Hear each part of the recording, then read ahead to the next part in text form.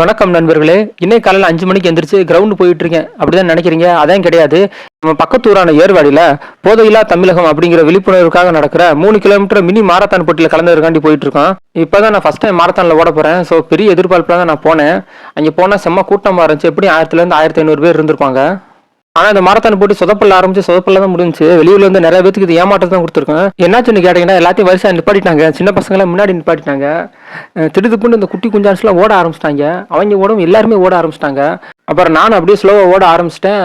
ஒரு 2.5 கிலோமீட்டர் ஓடி வந்துட்டு இருக்கேன். எல்லாரும் பார்த்தா நடந்து போயிட்டு இருக்கானுங்க. என்னடா எல்லாரும் நடந்து டயர்ட் ஆகிட்டாங்க போல நடந்து போயிட்டு இருக்காங்கன்னு சொல்லிட்டு நானும் வேமா ஓட கொடுத்துன்னு சொல்றேன். என்ன ப்ரோ நீங்க வாமப்புல இவ்வளவு ஸ்பீடா ஓடுறீங்களே ப்ரோ, அப்போ கண்டிப்பா நீங்க தான் ப்ரோ ஃபர்ஸ்ட் பிரைஸ். என்னடா சொல்ற வாமப்பா இது? அப்புறம் தாங்க தெரிஞ்சு இந்த குட்டி குஞ்சான்ஸ் பண்ண வேலையில பாதி பேருக்கு மேல ஓட ஆரம்பிச்சிட்டாங்க. அதுலயும் நான் முழுசா வேற ஓடிட்டேன். ஓடி முடிச்சுட்டு வந்தாக்கா திரும்ப முதல்ல இருந்து ஓடணும்னு சொல்லிட்டாங்க.